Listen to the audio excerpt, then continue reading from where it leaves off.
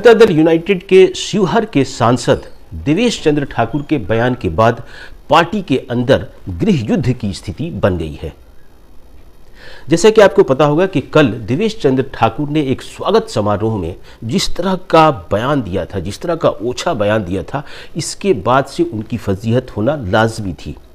सबसे पहले हम फिर से उस बात को दोहरा दें कि आखिर देवेश चंद्र ठाकुर ने कहा क्या था और उसकी प्रतिक्रिया किस तरह से जनता दल यूनाइटेड के अन्य नेताओं की तरफ से आ रही है। देवेश चंद्र ठाकुर ने अपने एक स्वागत समारोह में ये कहा था कि हमें मुसलमानों, यादवों और कुशवाहा समाज का वोट नहीं मिला है, इसलिए हम उनका काम नहीं करेंगे। अगर वो हमारे दरवाजे पे आते हैं तो उन्हें हम चाय पिलाएंगे, नाश्ता कराएंगे, लेकिन साफ तौर पे कह देंगे कि आप जाइए, हम आपका काम नहीं कर सकते हैं।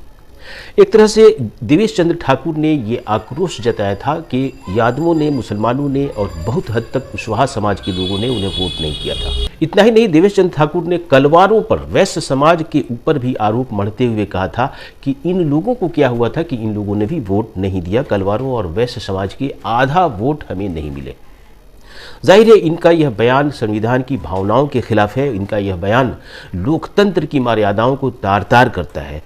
ऐसी स्थिति में विपक्ष की पार्टियों ने तो उनके ऊपर हमला बोला ही, लेकिन अब जो बयान सामने आया है वो जनता दल यूनाइटेड के अंदर से आया है और ये है गिरिधारी यादव। गिरिधारी यादव जनता दल यूनाइटेड के बांका से सांसद चुने गए हैं और उन्होंने उनके इस बयान पे बड़ी तीखा हमला बोला है। गिरिधारी यादव ने तो यहाँ तक कहा है कि देवेश चंद्र ठाकुर को माफ़ी मांगनी चाहिए इस तरह की बयानबाजी के लेकर के, उन्हें खेद व्यक्त करना चाहिए और अपने बयान को वापस लेना चाहिए।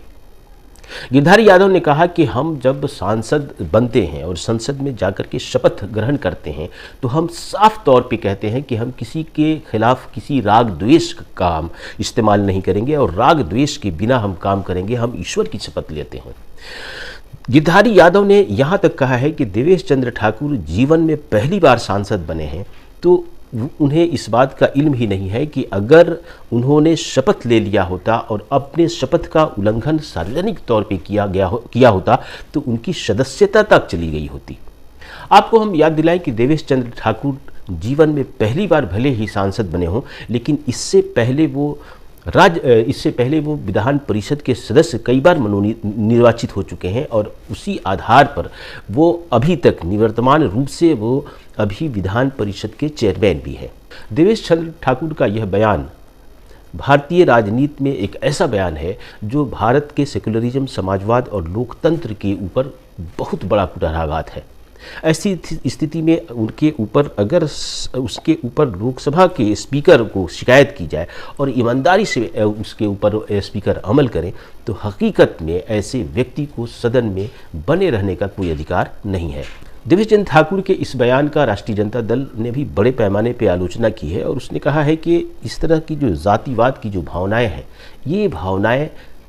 राजनीति में नहीं होनी चाहिए। हालांकि भारतीय जनता पार्टी के नेता विजय सिन्हा ने एक हद तक उनके इस मांग का समर्थन किया है। उन्होंने कहा कि यह उनकी व्यक्तिगत भावना है, ऐसे लोगों को, मतदाताओं को किसी एक व्यक्ति का गुलाम नहीं बनना चाहिए। उनका इशारा लालू प्रसाद की तरफ था। अब सवाल यह होता है कि गिरधारी यादव के इस बयान के बाद जनता दल यूनाइटेड में और क्या क्या स्थितियाँ बन सकती हैं।